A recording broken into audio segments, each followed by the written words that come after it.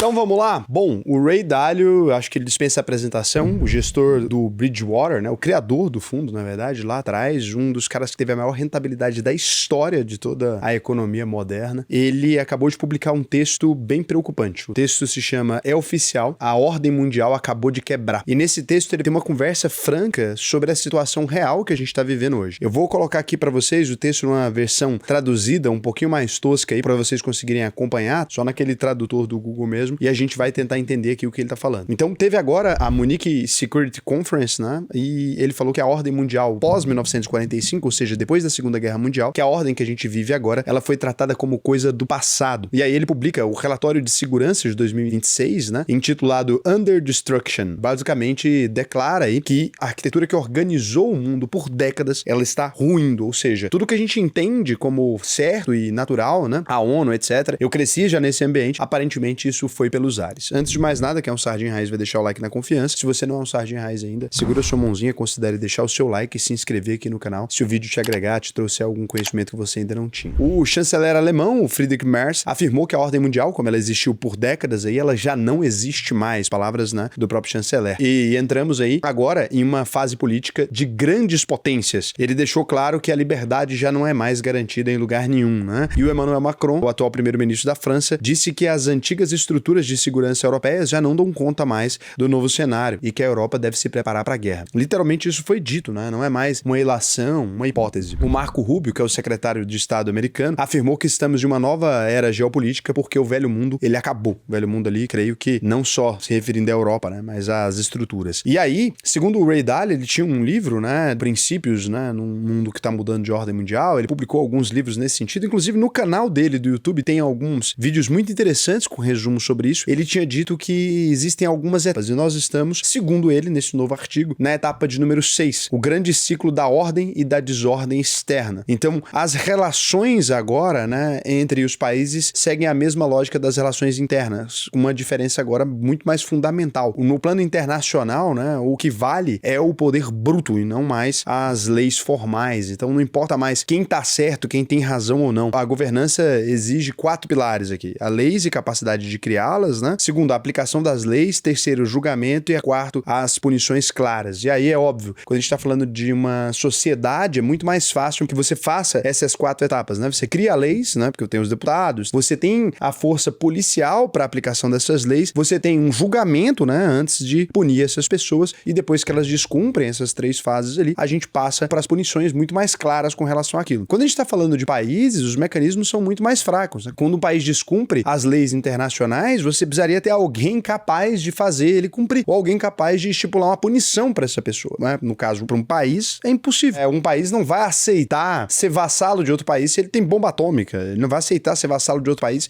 se ele pode simplesmente mostrar que ele tem um exército mais poderoso. Então, as tentativas como a Liga das Nações e a ONU, elas não funcionaram plenamente porque elas nunca tiveram mais poder do que as grandes potências, né? Teoricamente, a ONU deveria ser a maior detentora de bombas atômicas para fazer as coisas funcionarem. Então, quando potências brigam ali, elas não conseguem chamar os advogados, ameaçar, negociar ou lutar. Então aqui ele dá esse diagnóstico e a gente consegue ver isso na vida real, né? Eu tenho certeza que enquanto eu fui falando, você imaginou um monte de exemplos onde os países não cumpriram esses ritos ali e nada aconteceu, né? Ou algo bem próximo de nada. Aí ele relata os tipos de guerra entre os mais diferentes países aqui, né? Então, guerra comercial e econômica. Segundo, guerra tecnológica. Terceira, guerra geopolítica, né? Com tarifa, etc. Quarta, a guerra de capital. E quinto, a guerra militar. Ele diz, normalmente, né, as 4 primeiras escalam ali até culminar nessa quinta guerra. Guerras totais ocorrem, então, quando questões existenciais não podem mais ser resolvidas pacificamente. A guerra define quem passa a estabelecer as regras e inaugura uma nova ordem internacional aí. E aí aqui, para corroborar com isso, ele coloca esse gráfico, né, as mortes da Europa em conflitos internos em azul e conflitos externos em vermelho aqui, e o total de mortes, né, e você consegue perceber o crescimento desses tipos de conflitos aqui. Então ele diz que existem períodos de ascensão e queda em todo o mundo e que impactam o mundo inteiro. E que existem 2 fatos sobre a guerra que são praticamente impossíveis de negar, né? Que seria, o primeiro, não vai sair como planejado, e o segundo será pior que o planejado, né? A gente percebe isso porque as guerras escalam muito mais do que a gente imaginava. E daí, a gente tem forças aqui que moldam a ordem externa. Depois do instinto de sobrevivência, a busca por riqueza e poder é o principal motor das nações, né? E é verdade, o imperialismo Brasil já sofreu com isso, já tentou ser imperialista aqui na região, Estados Unidos, né? Também, Europa também ali, de diversos países com essa mesma tentativa, a China também. E daí o conflito aqui ele vai surgir, então, quando a potência dominante começa a enfraquecer, a gente já conversou sobre isso em vários vídeos aqui do canal, a tal armadilha de Tucídides, né? Ou uma potência emergente se aproxima desse objetivo, né? Dessa nova nação ali, tenta subir. Ou quando as duas coisas acontecem simultaneamente. E agora a gente tem o exato momento em que essas duas coisas estão acontecendo. E aí o maior risco de guerra que a gente tem é quando há poder militar comparável e diferenças existenciais irreconciliáveis, né? O caso mais sensível agora é a disputa dos Estados Unidos e da China por causa do território de Taiwan. Ali dentro existem várias tecnologias que só essa região possui. Então é estratégico para os Estados Unidos manter essa região independente, é estratégico para a China ter essa região sob a sua tutela, né? Os dois países querem manter esse lugar mais ou menos sob controle. E aquela região ali também, ela permite um certo nível de estrangulamento da economia da China, então ela não tem interesse em perder essa região. E aí ele faz um grande estudo de caso indo para a Segunda Guerra Mundial, onde ele mostra que a Grande Depressão ali, ela leva a conflitos internos muito intensos, países migraram para líderes populistas, autocráticos, nacionalistas e militaristas, né? Então quando a gente sai da Grande Depressão, todo país tem o seu próprio ditador para chamar de seu. A Alemanha começa a enfrentar aquele desemprego de 25%, o Hitler assume em 1933, concentra muito poder, elimina toda a oposição dele e começa uma forte expansão fiscal e militar ali. O desemprego caiu até para zero em 1938, a renda per capita aumenta 22% em 5 anos, o crescimento real médio foi superior a 8% ao ano entre 1934 e 1938, né? Então ele acaba dando uma determinada resposta para a população alemã ali, e essa resposta não necessariamente foi boa para o mundo, mas ele acaba conseguindo fazer alguns movimentos bem específicos. Quando a gente olha para a Bolsa de Valores da Alemanha também, a gente percebe que o mercado acionário alemão, ele subiu quase 70% entre 1933 e 1938, antes do início da Guerra Aberta, né? Então a economia alemã, ela começa a crescer bastante ali durante esse período de 1933 a 1938, e o PIB per capita ele também cresce de forma bem acentuada. E aí a gente começa a olhar para o Japão, né? O Japão vai sofrer o colapso em 1929, o colapso de exportação, ele abandona o padrão ouro ali e enfrenta uma forte crise econômica. O país também adota uma política militar bem expansionista para garantir os recursos naturais, né? Será que a gente está vendo algo parecido agora? Então vai pensando aí. E aí os Estados Unidos e os países aliados ali. Os Estados Unidos enfrentam a crise bancária, adotam políticas protecionistas também, como a Smoot-Hawley Tariff Act, né, lá dos Estados Unidos. Posteriormente, o Roosevelt implementa grandes programas fiscais e monetários, elevando os impostos e os déficits ali. E aí o mercado americano sobe também mais de 200% entre 1933 e 1936. E aí em 1936 a gente vem para um novo aperto monetário que provoca uma nova recessão, e antes da Guerra Aberta, né, a gente tem cerca de uma década de guerras econômicas, tecnológicas e financeiras ali nos Estados Unidos. As ferramentas utilizadas naquele período incluíram congelamento e apreensão de ativos, bloqueio de acesso a mercado de capitais, embargos e bloqueios comerciais. E aí a guerra começa em 1939, a Alemanha invade a Polônia, né? Em 1941 o Japão ataca Pearl Harbor, a coisa toda tá armada ali e pronta pro caos. Com o início da Guerra Aberta, políticas econômicas clássicas de guerra são implementadas: controle de produção, racionamento, controle de preços e salários, restrição de capitais, forte emissão de dívida, monetização, uso de ouro em transações internacionais. Então os mercados são fortemente afetados aí pelos controles e pelos desfechos das batalhas ali. Após a batalha de Midway em 1942, ações dos aliados passaram a subir consistentemente. A Alemanha e Japão fecharam suas bolsas no final da guerra. Então a gente consegue perceber esse movimento. Aí na segunda tabela aqui você tem a demonstração de como que fica as bolsas e os mercados durante os anos de guerra. Então proteger riqueza em tempos de guerra é muito difícil, mas você percebe aqui as taxas e quais países fecharam o mercado ou não fecharam. Você percebe que os Estados Unidos mantêm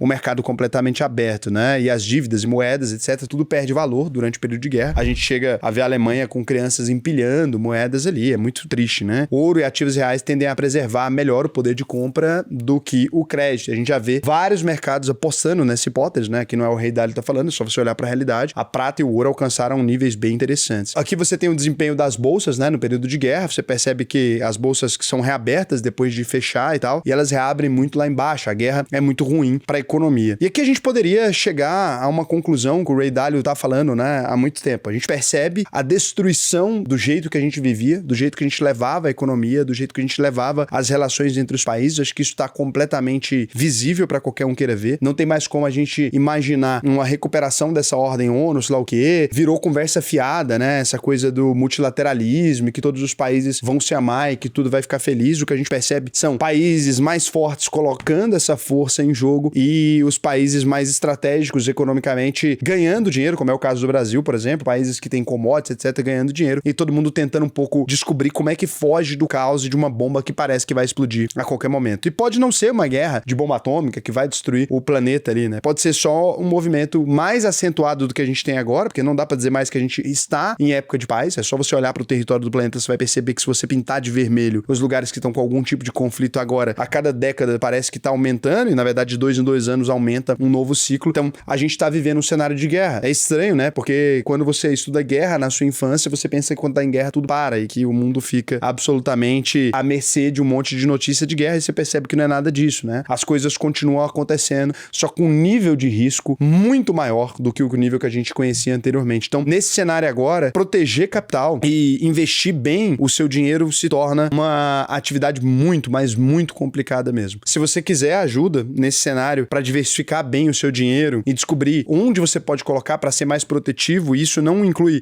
só dolarizar o seu patrimônio nos Estados Unidos é lugar de guerra, ou só colocar o seu dinheiro na Europa também é lugar de guerra, né? Então, você pode mover o seu dinheiro para alguns lugares, você pode manter sua posição no Brasil, que é muito estratégica nesse momento, a gente tem percebido isso, não só os brasileiros, como o mundo inteiro tem alocado capital aqui, em alguns outros países emergentes que são historicamente países mais pacíficos, isso tem a ver com esse cenário, né? Então, se você quiser essa ajuda, o que eu vou te recomendar? Vai lá, alvp.com.br, clica no botão Faça Sua Análise de Perfil, preenche o questionário para mim até o final, que para mim vai ser um prazer te ensinar a investir no Brasil e no mundo inteiro. Torço para que nada disso aconteça, que o Ray Dalio esteja absolutamente errado e que a gente tenha mais anos de paz pela frente do que jamais tivemos, mas acho que é extremamente improvável. E nesse momento, cuidar bem do seu dinheiro é importante. Não porque o Brasil vai entrar num cenário de guerra ou porque alguma coisa vai explodir aqui, acho bem improvável. Nosso histórico, né, de diplomacia nos diz que o Brasil entra em confusão quando ela já tá quase acabando e entra simplesmente para falar que ficou do lado de quem ganhou. Eu espero que a gente siga mais uma vez essa mesma filosofia, né? Em ambiente de guerra é melhor do ser frouxo do que virar a história ou saudade em estampa de camiseta, até porque nem exército e preparo para a guerra